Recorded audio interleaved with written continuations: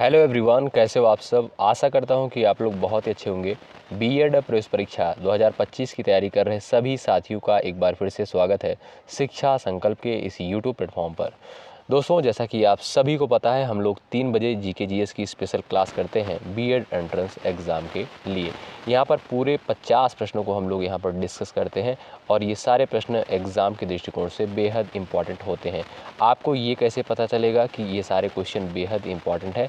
जब आप लोग प्रीवियस ईयर क्वेश्चन पेपर देखेंगे और सिलेबस देखेंगे, तब आपको चीज़ें समझ में आएंगी कि ये क्लास जो है कितनी महत्वपूर्ण होती है। ठीक है, आइए शुरुआत करते हैं बिना किसी देरी के। यदि आप चैनल पर नए हैं और बीएड एंट्रेंस एग्ज़ाम की तैयारी कर रहे हैं तो जुड़ जाइएगा। बहुत सारे स्टूडेंट जुड़ चुके हैं, आप लोग भी जुड़ जाइएगा। आइए बिना किसी देरी के शुरुआत करते हैं और पहला प्रश्न आपकी स्क्रीन पर है। प्रयास करिएगा हर एक प्रश्न का जवाब देते हुए आप लोग चलिएगा और हर एक प्रश्न के लिए 5 सेकंड का समय आपको दिया जाएगा। ठीक है, क्वेश्चन नंबर पहला आपकी स्क्रीन पर है और कहता है, मुद्रा राक्षस किसके द्वारा लिखित पुस्तक है? कौटिल्य, विशाखदत्त, मेगस्थनीज, इनमें से कोई नहीं। स्टार लगाएं, बेहद इंपॉर्टेंट प्रश्न है। चलिए, मुद्रा राक्षस जो है किसके द्वारा लिखित पुस्तक है? चलिएगा जवाब देने का प्रयास करें। याद रखिएगा दोस्तों, मुद्रा राक्षस जो है विशाखदत्त के द्वारा लिखित पुस्तक है। ठीक है, ऑप्शन सेकंड बिल्कुल करेक्ट हो जाएगा। मुद्रा राक्षस जो है विशाखदत्त के द्वारा लिखी गई है। और कौटिल्य या चाणक्य के द्वारा कौन सी पुस्तक लिखी गई है? कौटिल्य कह सकते हैं या चाणक्य भी कह सकते हैं। इनके द्वारा जो है अर्थशास्त्र नामक पुस्तक लिखी गई है। ठीक है, आगे बढ़ते हैं और अगला प्रश्न यहाँ पर हम लोग देखेंगे। और अगर बात करें मेगस्थनीज की, इंडिका जो है, इंडिका एक पुस्तक का नाम है। इंडिका पुस्तक जो है किसके द्वारा लिखी गई है? मेगस्थनीज के द्वारा लिखी गई है। आशा करता हूँ कि चीज़ें क्लियर हो गई होंगी। बहुत महत्वपूर्ण है, इसलिए हमने आपको ये सारी चीज़ें बता दी। और दूसरा प्रश्न कहता है, जल संबंधी प्रणाली सिंधु घाटी सभ्यता के कौन से स्थल में देखने को मिलती है? लोथल, धौलावीरा, सुरकोटदा, कालीबंगा। चलिएगा आंसर देने का प्रयास करें क्वेश्चन नंबर सेकंड का। जल संबंधी प्रणाली हमें जो है कहाँ पर देखने को मिलती है? चलिए जवाब देने का प्रयास करें। बेहद इंपॉर्टेंट क्वेश्चन है दोस्तों, याद रखिएगा। जल संबंधी जो प्रणाली है ये आपका देखने को मिलता है धौलावीरा में। ठीक है, और ये धौलावीरा सिंधु घाटी का एक बहुत ही प्रसिद्ध स्थल है। ये कहाँ पर है? ये आपका है गुजरात में। ठीक है, याद रखेंगे। गुजरात में जो है आपका एक स्थल और पूछता है कि लोथल जो है कहाँ पर स्थित है, तो लोथल जो है, लोथल भी गुजरात में ही है और धौलावीरा भी गुजरात में है। और सुरकोटदा की बात करें, और सुरकोटदा से जो है एक बहुत इंपॉर्टेंट प्रश्न पूछता है कि घोड़े की अस्थियों के साक्ष्य कहाँ से प्राप्त हुए हैं? तो सुरकोटदा से जो है घोड़े के अस्थियों के साक्ष्य प्राप्त होते हैं।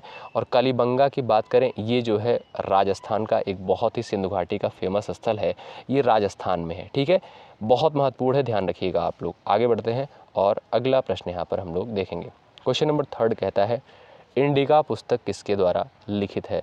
कौटिल्य, मेगस्थनीज, कालिदास, विशाखदत्त। चलिएगा जवाब देने का प्रयास करें आप लोग। सबका आंसर यहाँ पर आना चाहिए क्योंकि बहुत महत्वपूर्ण क्वेश्चन है। इंडिका पुस्तक जो है किसके द्वारा लिखी गई है? चलिए भाई जवाब दें आप लोग।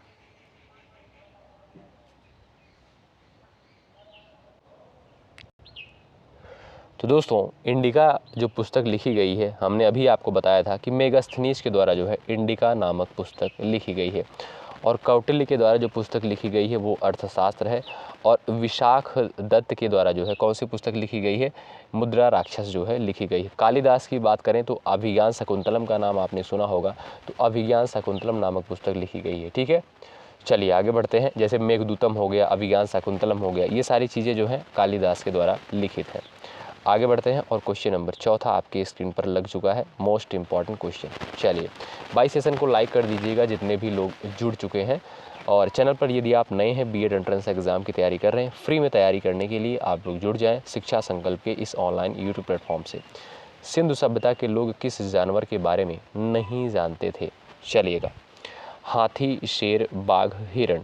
जवाब देने का प्रयास करें। क्वेश्चन नंबर 4 स्क्रीन पर है, सबका आंसर आना चाहिए। चलिए, सिंधु सभ्यता के लोग किस जानवर के बारे में नहीं जानते थे? जवाब देने का आप लोग प्रयास करें।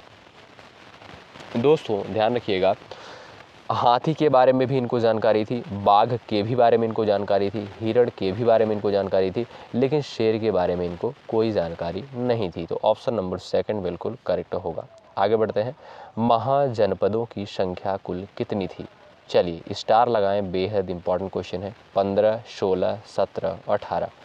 चलिएगा, सभी लोगों का आंसर आना चाहिए, बहुत ही महत्वपूर्ण क्वेश्चन है ये एग्ज़ाम की दृष्टिकोण से। चलिए दोस्तों, महाजनपदों की संख्या अगर हम बताएं तो 16 महाजनपद थे। ठीक है, तो ऑप्शन नंबर आपका यहाँ पर सेकंड बिल्कुल करेक्ट हो जाएगा, ऑप्शन सेकंड बिल्कुल राइट हो जाएगा। अगला प्रश्न देखें, हर प्रश्न के लिए आपको 5 सेकंड का समय दिया जाएगा। निम्नलिखित में से किस व्यक्ति का मकबरा जो है भारत के बाहर स्थित है? बताएं, किस व्यक्ति का मकबरा जो है भारत के बाहर स्थित है? हुमायूं, जहांगीर, औरंगजेब, जहादर शाह। बताएं करेक्ट आंसर क्या हो जाएगा इस प्रश्न का, महत्वपूर्ण है। चलिएगा दोस्तों, यहाँ पर देखें, जहांगीर का जो मकबरा है ये भारत से बाहर स्थित है, और हुमायूं का मकबरा भारत में है, औरंगजेब का भी भारत में है, जहादर शाह का भी भारत में है। आगे बढ़ते हैं और क्वेश्चन नंबर 7 आपके स्क्रीन पर है। कहता है, दिल्ली सल्तनत का चांदी का टका सबसे पहले किसके द्वारा जारी किया गया था? बताएं, दिल्ली सल्तनत का चांदी का टका सबसे पहले किसके द्वारा जारी किया गया था? महत्वपूर्ण क्वेश्चन है, और दोस्तों याद रखें, इल्तुतमिश के द्वारा जो है जारी किया गया था। ठीक है, और इल्तुतमिश की पुत्री का नाम क्या था? प्रश्न पेपर में पूछता है। तो रजिया सुल्तान जो था इल्तुतमिश की पुत्री का नाम था। ठीक है, ये भारत की पहली मुस्लिम महिला शासिका थी। ठीक है, कौन? रजिया सुल्तान। ध्यान रखेंगे इन सारे प्रश्नों को। आगे बढ़ते हैं और अगला प्रश्न आपकी स्क्रीन पर है, देखिएगा। किस वर्ष महात्मा गांधी ने किसानों के समर्थन में गुजरात के लिए खेड़ा जिले में सत्याग्रह किया था? यानी खेड़ा सत्याग्रह जो है कब किया गया था महात्मा गांधी के द्वारा? 1916 में, 1920 में, 1919 में, 1918 में। सबका आंसर आना चाहिए, करेक्ट आंसर क्या हो जाएगा? चलिए, खेड़ा सत्याग्रह के बारे में आप लोग बताएं। चलिए, तो याद रखिएगा दोस्तों, महात्मा गांधी ने 1918 में गुजरात के खेड़ा जिले में जो है सत्याग्रह किया था। ठीक है, कब? 1918 में। ऑप्शन आपका चौथा बिल्कुल करेक्ट हो जाएगा। इस प्रश्न का इंपॉर्टेंट प्रश्न है, याद रखें। आगे बढ़ते हैं और अगला प्रश्न आपकी स्क्रीन पर है। कहता है, महात्मा गांधी का जन्म जो है कब हुआ था? बताएं, महात्मा गांधी का जन्म जो है कब हुआ था? चलिएगा, 2 अक्टूबर 1870 को, 2 अक्टूबर 1847 को, 2 अक्टूबर 1869 को, 2 अक्टूबर 1863 को। क्वेश्चन नंबर 9 है, महत्वपूर्ण है। महात्मा गांधी का जो है जन्म कब हुआ था? आप सभी को पता होना चाहिए, महात्मा गांधी का जो पूरा नाम था मोहनदास करमचंद गांधी था, और इनका जन्म जो हुआ था दोस्तों 2 अक्टूबर 1869 को हुआ था। ठीक है, पोरबंदर में। ठीक है, ऑप्शन नंबर आपका यहाँ पर थर्ड बिल्कुल राइट हो जाएगा, 2 अक्टूबर 1869 को। आगे बढ़ते हैं और अगला प्रश्न देखिएगा। भारतीय राष्ट्रीय कांग्रेस की प्रथम महिला अध्यक्ष कौन थी? बेहद इंपॉर्टेंट क्वेश्चन, डबल स्टार लगा लें आप लोग। भारतीय राष्ट्रीय कांग्रेस की प्रथम महिला अध्यक्ष कौन थी? Sarojini Naidu, Annie Besant, Kasturba Gandhi, Aruna Asaf Ali. चलिए, सबका जवाब यहाँ पर आना चाहिए।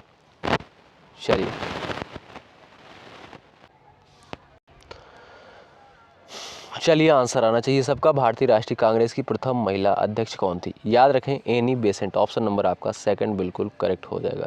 कल जो है एक स्टूडेंट का मैसेज आया था, और उनका नाम शायद है प्रतिभा करके है। ठीक है, तो उन्होंने मैसेज किया था कि सर लाइव क्लास क्यों नहीं ले रहे हैं? तो देखिएगा, लाइव क्लास में होता क्या है, उसमें स्टूडेंट की संख्या कम होती है, जुड़ते कम लोग हैं, और उसके बाद होता क्या है कि देखिए, ये जो क्लास रहती है ये आपको रिकॉर्डेड फॉर्म में 30 मिनट में, यानी आधे घंटे में ये क्लास आपको दे दी जाती है। ठीक है, ये 30 मिनट की लगभग क्लास होती है, और वो क्लास जो होती है वो लगभग 50 मिनट 55 मिनट की क्लास हो जाती है। तो उसमें आपका ज़्यादा समय जाता है, और इसमें क्या होगा, इसमें आपका समय भी कम जाएगा, और चीज़ें आपकी जल्दी जल्दी स्पीड के साथ तैयार होती जाएंगी। ठीक है, और जब रिकॉर्डेड क्लास प्रोवाइड की जाती है तो ज़्यादा से ज़्यादा स्टूडेंट देखते हैं उसको। ठीक है, इसलिए चलिए, तो भारतीय राष्ट्रीय कांग्रेस की प्रथम महिला अध्यक्ष कौन थी? Annie Besant. और लाइव क्लास की बात करें अगर हम, तो जब एग्ज़ाम टाइम आ जाएगा तब लाइव क्लास जो है प्रोवाइड की जाएगी।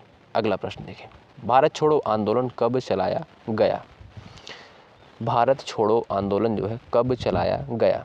1942 में, 1930 में, 1919 में, 1920 में। ये भी महत्वपूर्ण है, एग्जाम के दृष्टिकोण से बता सकते हैं आप लोग, भारत छोड़ो आंदोलन। चलिएगा, आपको मैं कुछ आंदोलन के बारे में बता दूं जो कि इम्पॉर्टेंट है। जैसे चंपारण आंदोलन के बारे में यदि पूछे तो 1917 में, ठीक है। और खेड़ा आंदोलन हमने अभी आपको बताया था, ठीक है, यानी खेड़ा सत्याग्रह 1918 में। और उसके बाद खिलाफत आंदोलन की बात करें तो 1919 में। असहयोग आंदोलन की बात करें 1920 में, ठीक है। सविनय अवज्ञा आंदोलन की बात करें तो 1930 में। और उसके बाद भारत छोड़ो आंदोलन 1942 में चलाया गया था। ये आंदोलन कुछ हैं जो कि बहुत ही महत्वपूर्ण है, ठीक है, और महात्मा गांधी के द्वारा चलाए गए थे। अगला प्रश्न देखिएगा, संविधान में संशोधन की प्रक्रिया किस देश के संविधान से ग्रहण करी गई है? क्वेश्चन नंबर 12 जो है ये बहुत महत्वपूर्ण प्रश्न है, जवाब दे दीजिएगा आप लोग। संविधान में संशोधन की प्रक्रिया किस देश के संविधान से ग्रहण करी गई है? दक्षिण अफ्रीका, अमेरिका, ब्रिटेन, आयरलैंड। चलिएगा, जवाब देने का प्रयास करें सभी लोग।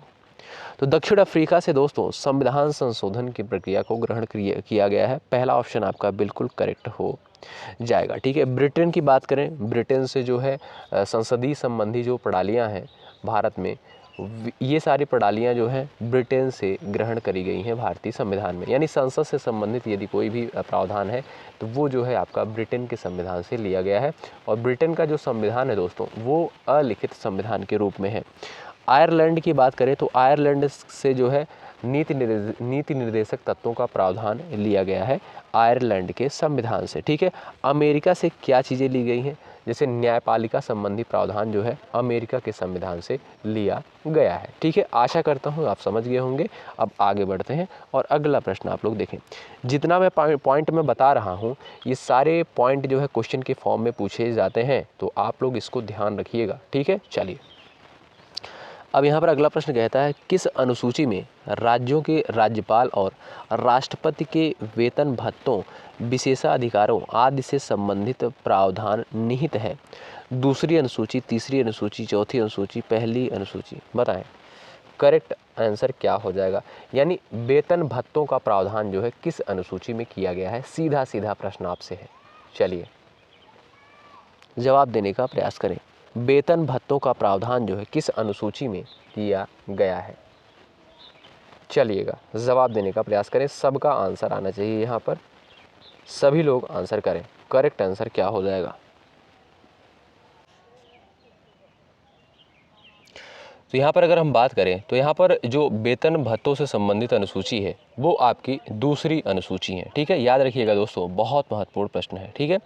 और अगर हम अनुसूचियों की बात करें तो अगर देखा जाए तो मूल संविधान में कुल 8 अनुसूचियाँ थीं, लेकिन वर्तमान समय में कुल कितनी अनुसूचियाँ हैं? 12 अनुसूचियाँ हैं, ठीक है। ये क्वेश्चन महत्वपूर्ण है, आप लोग ध्यान रखिएगा, ठीक है।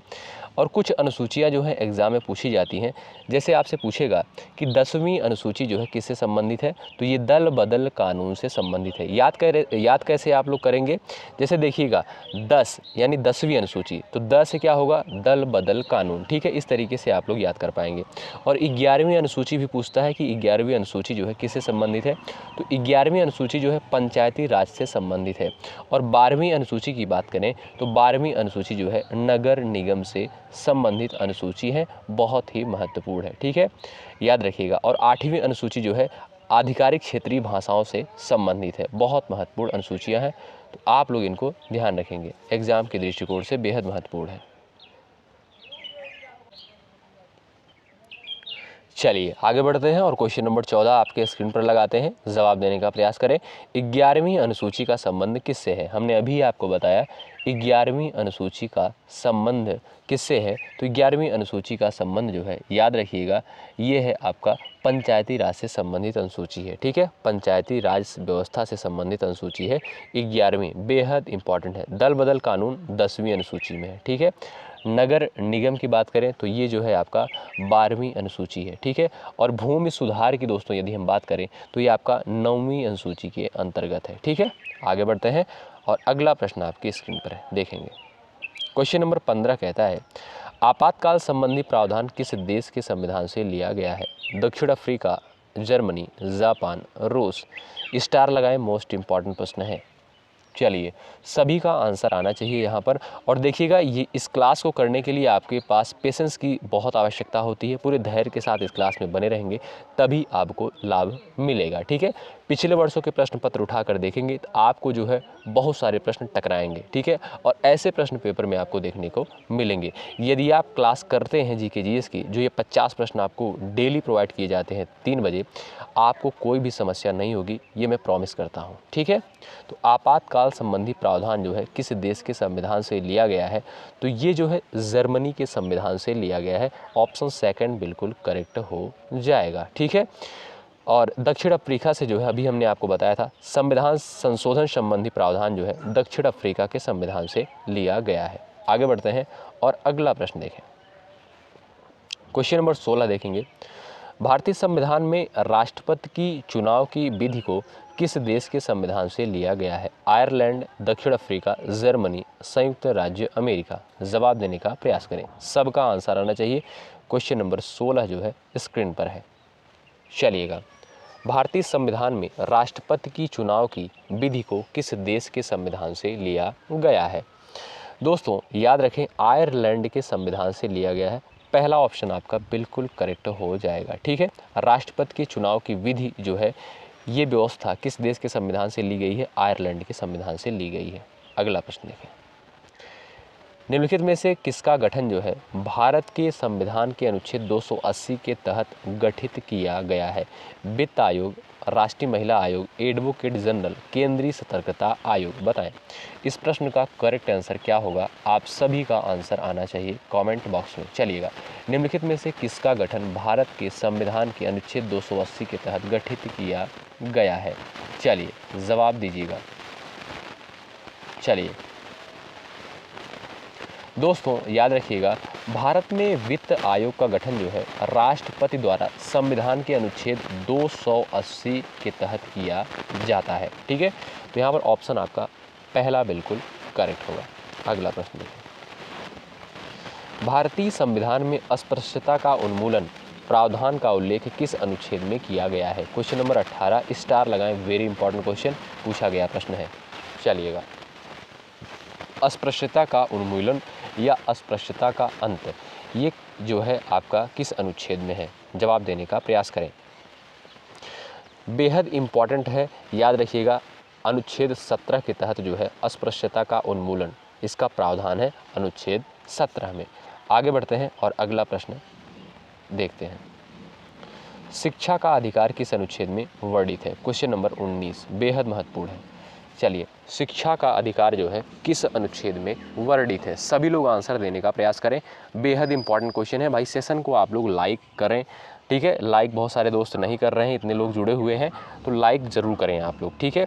शिक्षा का अधिकार किस अनुच्छेद में वर्णित है? अनुच्छेद 22 में, अनुच्छेद 21 में, अनुच्छेद 23 में, अनुच्छेद 25 में, ठीक है।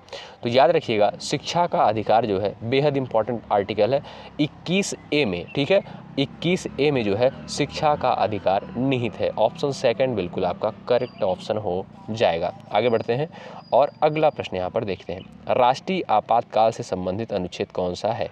बताएं, राष्ट्रीय आपातकाल से संबंधित जो है कौन सा आर्टिकल है, कौन सा अनुच्छेद है? सभी लोगों का यहाँ पर जवाब आना चाहिए, ठीक है। और ये बहुत महत्वपूर्ण क्वेश्चन है एग्जाम के दृष्टिकोण से, बेहद इंपॉर्टेंट क्वेश्चन है। मैं आपको 3 अनुच्छेद के बारे में बताऊंगा जो कि बेहद इंपॉर्टेंट है। अनुच्छेद 352, अनुच्छेद 356, अनुच्छेद 360, ठीक है। इन तीनों को जो है नोट कर लीजिएगा। सबसे पहले मैं बात करूं कि अनुच्छेद 352 जो है किससे संबंधित है, तो ये जो है आपका राष्ट्रीय आपात से संबंधित है, ठीक है। और ये प्रश्न भी यही पूछता है कि राष्ट्रीय आपातकाल से संबंधित अनुच्छेद कौन सा है, तब आप कहेंगे 352, ठीक है। 352 जो है राष्ट्रीय आपातकाल से संबंधित अनुच्छेद है। अब 356 की यदि हम बात करें दोस्तों, याद रखिएगा बेहद इंपॉर्टेंट आर्टिकल है। तो 356 जो है राष्ट्रपति शासन से संबंधित है, ठीक है। राष्ट्रपति शासन से संबंधित 356 है। अब उसके बाद 360 की बात करें तो ये आपका जो है वित्तीय आपात से संबंधित है, ठीक है। राष्ट्रीय आपात हो गया 352, राष्ट्रपति शासन हो गया 356 और वित्तीय आपात हो गया आपका 360। आशा करता हूँ कि आप समझ गए होंगे और ये नोट कर लीजिएगा, ठीक। पूछा जाता है पेपर में, हर साल यहाँ से प्रश्न बनता है। मौलिक अधिकार किस भाग में वर्णित है? क्वेश्चन नंबर 21 का आंसर आना चाहिए सबका। मौलिक अधिकार जो है किस भाग में वर्णित है? चलिएगा, और मौलिक अधिकारों की संख्या अगर बात करें तो मौलिक अधिकार जो है 6 हैं और मौलिक कर्तव्य कितने हैं? 11 हैं, याद रखेंगे। और मौलिक अधिकार जो है किस भाग में वर्णित है? तो भाग 3 में जो है मौलिक अधिकार वर्णित है, ठीक है। और अनुच्छेद की बात करें यदि हम, तो मौलिक अधिकार जो है 12 से 35, ठीक है, 12 से 35 अनुच्छेद में जो है मौलिक अधिकार वर्णित है। आशा करता हूँ समझ गए होंगे आप। अगला प्रश्न देखें, भारतीय संविधान किसके द्वारा लिखा गया है? चलिए, डॉक्टर BR अम्बेडकर, प्रेम बिहारी नारायण रायजादा, पिंगली वेंकैया, डॉक्टर राजेंद्र प्रसाद। चलिएगा, सबका जवाब यहाँ पर आना चाहिए, बेहद इंपॉर्टेंट प्रश्न है। चलिए,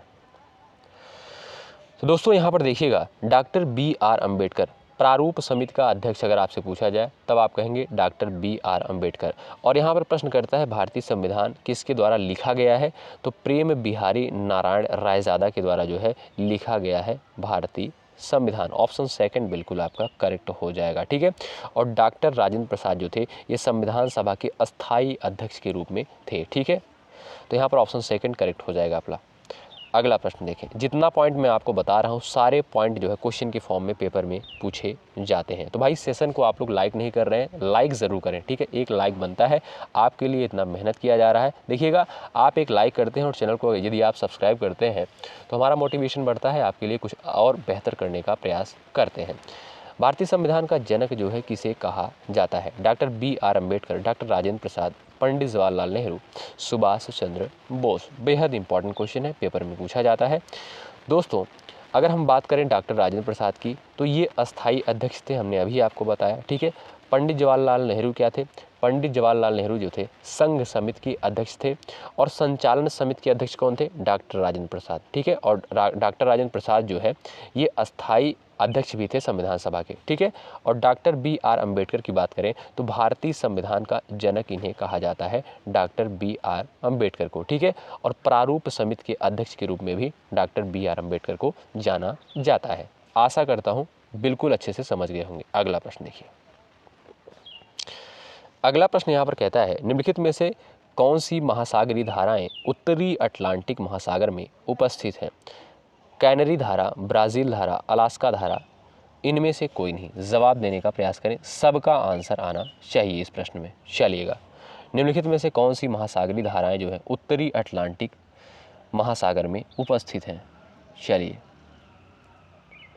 देखते हैं किसका किसका यहाँ पर जवाब आता है। तो याद रखें आप लोग, कैनरी धारा पहला ऑप्शन आपका बिल्कुल करेक्ट हो जाएगा। अगला प्रश्न देखिए, सबसे बड़ा ग्रह जो है कौन सा है? शुक्र है, बृहस्पति है, बुध है, मंगल है, बताएं सबसे बड़ा ग्रह कौन सा है? सबसे अगर छोटे की बात की जाए तो आपका बुध होता है, और सबसे बड़े की बात की जाए तो आपका बृहस्पति होता है। और शुक्र जो है इसे हम कहते हैं भोर का तारा। ऐसे प्रश्न पूछा जाता है कि भोर का तारा किसे कहते हैं, ठीक है, जिसे गांव में जो है ग्रामीण क्षेत्र में शुकवा कह के पुकारते हैं, ठीक है।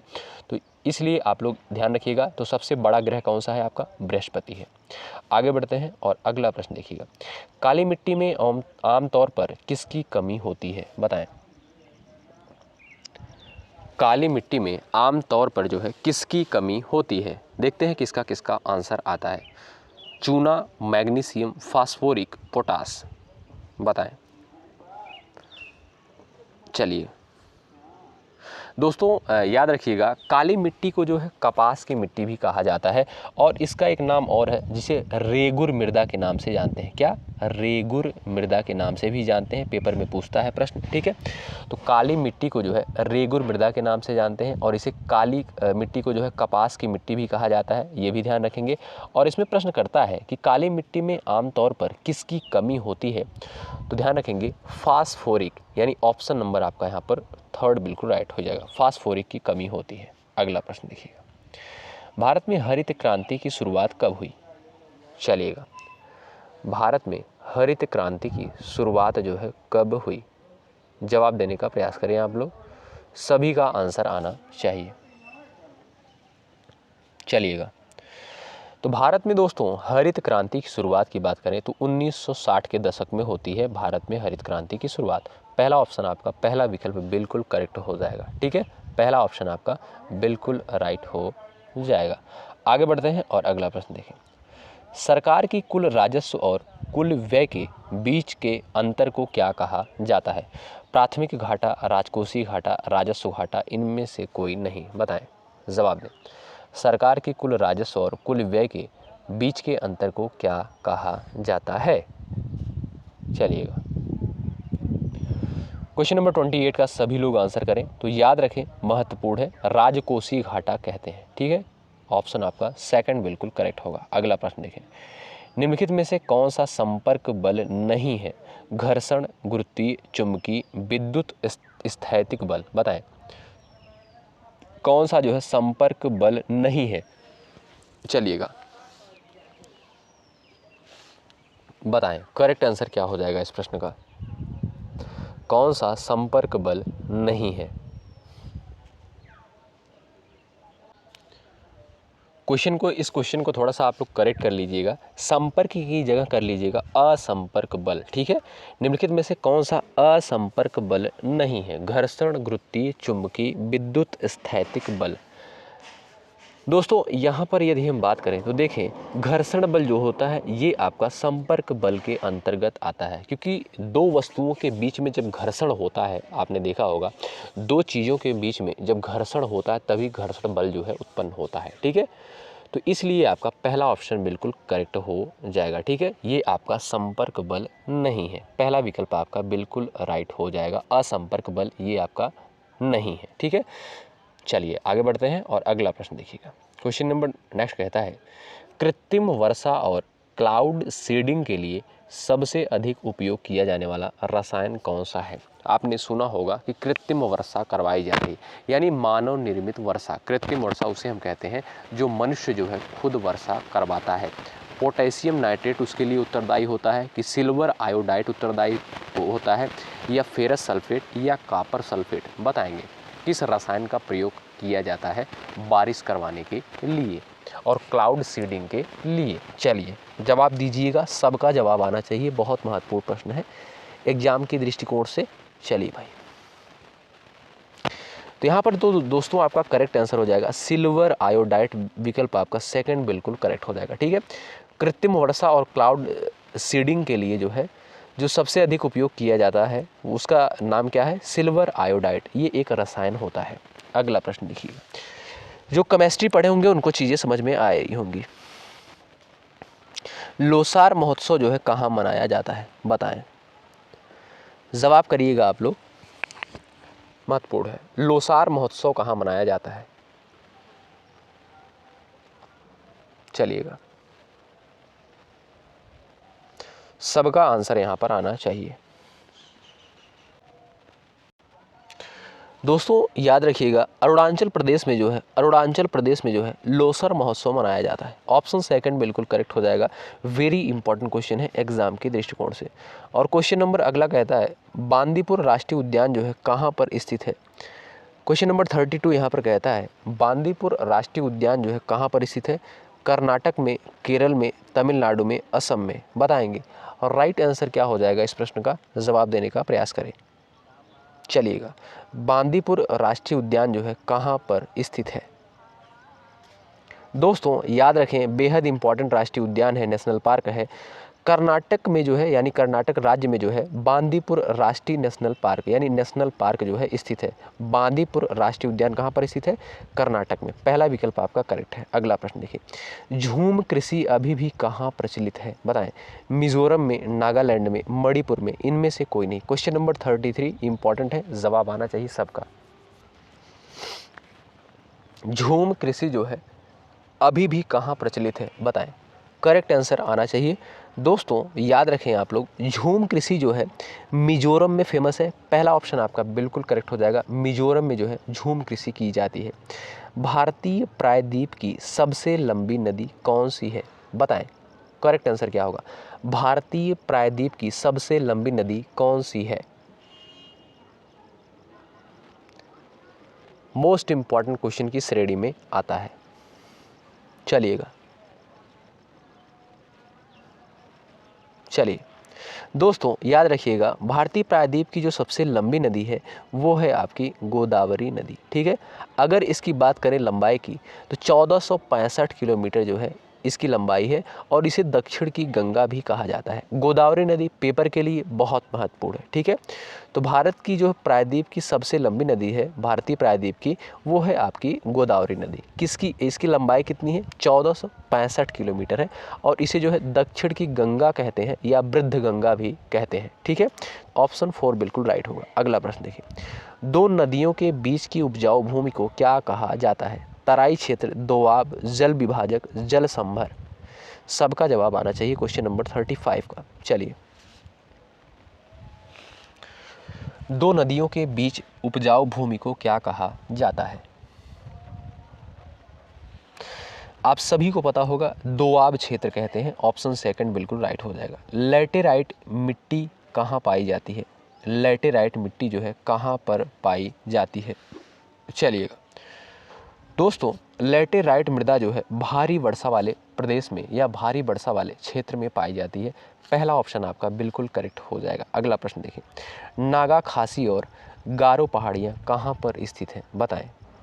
चलिएगा, नागा, खासी और गारो पहाड़ियाँ कहाँ पर स्थित हैं?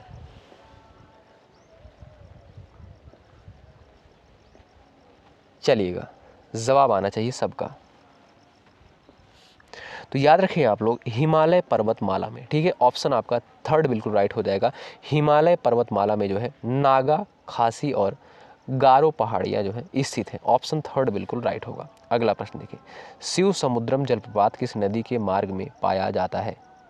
चलिए, शिव समुद्रम जलप्रपात किस नदी के मार्ग में पाया जाता है?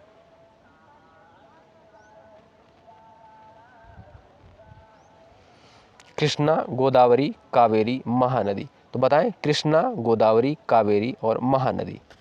चलिएगा, शिव समुद्रम जलप्रपात। दोस्तों याद रखिएगा, शिव समुद्रम जलप्रपात जो है ये जो है आपका कावेरी नदी के मार्ग में पाया जाता है। ऑप्शन आपका थर्ड बिल्कुल राइट हो जाएगा। क्वेश्चन नंबर 38 का ऑप्शन थर्ड बिल्कुल राइट हो जाएगा। बहुत महत्वपूर्ण प्रश्न है एग्जाम की दृष्टिकोण से। आगे बढ़ते हैं और अगला प्रश्न यहाँ पर देखें, क्षेत्रफल की दृष्टि से भारत का सबसे बड़ा राज्य जो है कौन सा है? क्षेत्रफल की दृष्टि से भारत का सबसे बड़ा राज्य जो है कौन सा है? बताएं। करेक्ट आंसर यहाँ पर क्या हो जाएगा? जवाब देने का प्रयास करें, बेहद इंपॉर्टेंट क्वेश्चन है।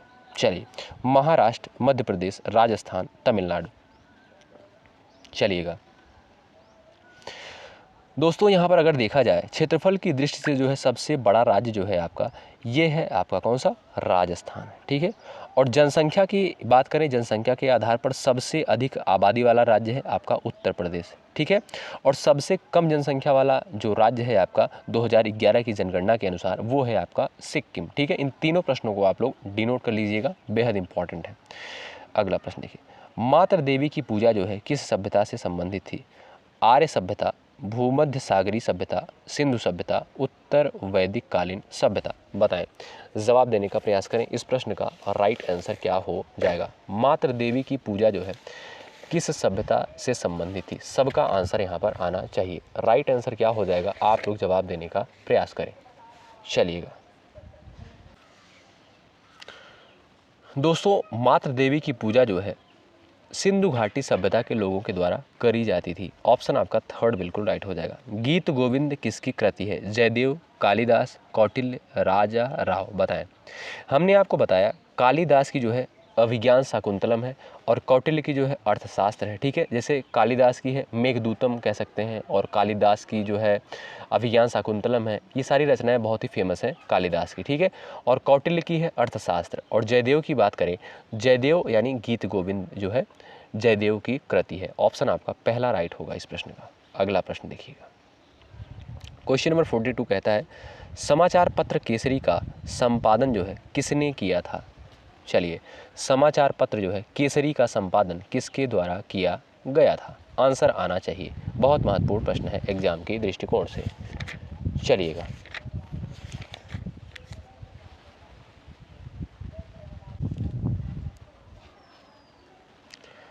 दोस्तों, करेक्ट आंसर हो जाएगा आपका बाल गंगाधर तिलक। ठीक है, समाचार पत्र जो है केसरी केसरी नामक समाचार पत्र था, इसका संपादन बाल गंगाधर तिलक के द्वारा किया गया था। आगे बढ़ते हैं और अगला प्रश्न हम लोग देखेंगे। दांडी यात्रा की शुरुआत महात्मा गांधी ने कहाँ से की थी? दांडी से, पोरबंदर से, अहमदाबाद से, साबरमती आश्रम से। देखते हैं किसका किसका आंसर आता है इस प्रश्न का, बहुत महत्वपूर्ण क्वेश्चन है। चलिए करेक्ट आंसर क्या हो जाएगा, आप लोग जवाब देने का प्रयास करें। दोस्तों राइट आंसर हो जाएगा आपका साबरमती आश्रम से। ऑप्शन नंबर आपका थर्ड बिल्कुल राइट हो जाएगा। ठीक है, ऑप्शन नंबर आपका थर्ड बिल्कुल करेक्ट हो जाएगा। और दांडी मार्च की शुरुआत कब हुई थी? 12 मार्च 1930 को जो है गांधी जी के द्वारा दांडी मार्च की शुरुआत करी गई थी। कहाँ से? साबरमती आश्रम से। ऑप्शन 4 करेक्ट होगा। अगला प्रश्न है, हमारे सौरमंडल का कौन सा ग्रह जो है आकार में पृथ्वी के समान है? बताएं, हमारे सौरमंडल में जो है कौन सा ग्रह आकार में पृथ्वी के समान है? जवाब देने का प्रयास करें।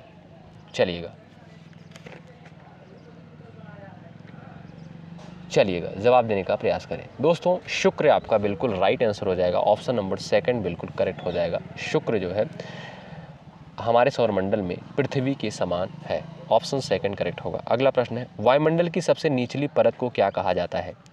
वायुमंडल की सबसे निचली परत को क्या कहते हैं? बेहद महत्वपूर्ण क्वेश्चन है, एग्जाम के दृष्टिकोण से इंपॉर्टेंट है, बता सकते हैं। वायुमंडल की सबसे निचली परत को क्या कहते हैं? चलिएगा, वायुमंडल की सबसे निचली परत को क्या कहते हैं? क्षोभ मंडल, याद रखिएगा, बेहद इंपॉर्टेंट है। ऑप्शन थर्ड बिल्कुल राइट हो जाएगा। और अगला प्रश्न है, भारत का सबसे ऊंचा पठार जो है कौन सा है? भारत का सबसे ऊंचा पठार जो है कौन सा है? बेहद इंपॉर्टेंट क्वेश्चन है एग्जाम के दृष्टिकोण से। चलिएगा बताइए, जवाब देने का प्रयास करें। चलिए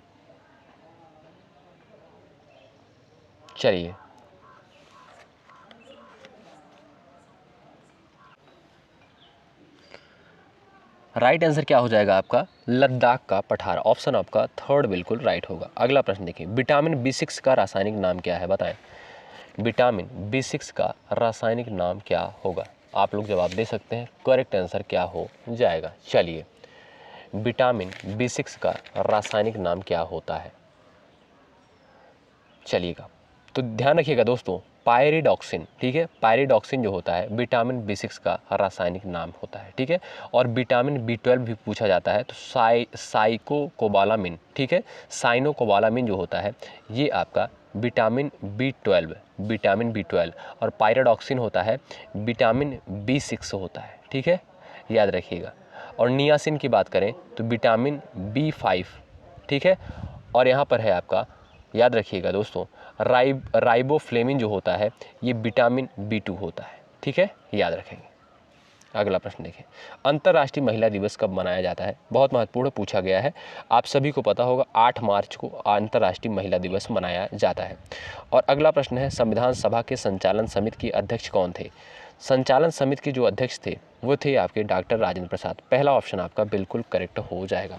तो दोस्तों ये क्लास अभी आपको प्रोवाइड की जाएगी, रिकॉर्डेड क्लास है। ठीक है, और जो लाइव क्लास होती थी उसको हमने अभी बंद कर रखी है, स्टार्ट होगा बहुत जल्द ही। लेकिन अभी क्या है कि ये कम समय में जो है आपको ज़्यादा चीज़ें प्रोवाइड हो जाती हैं। ठीक है, इसलिए आपका ज़्यादा समय न जाए, इसलिए यहाँ पर हमने रिकॉर्डेड क्लास जो है स्टार्ट कर दी प्रोवाइड करना। और ये 3 बजे डेली GK GS की क्लास होती है, एग्जाम के दृष्टिकोण से बहुत इंपॉर्टेंट है। यदि आप B.Ed एंट्रेंस एग्जाम की तैयारी कर रहे हैं, मेहनत के साथ लगे हैं, अगर हमारी GK GS की क्लास जो है डेली आप लोग कर रहे हैं, आपको कोई भी समस्या नहीं होगी।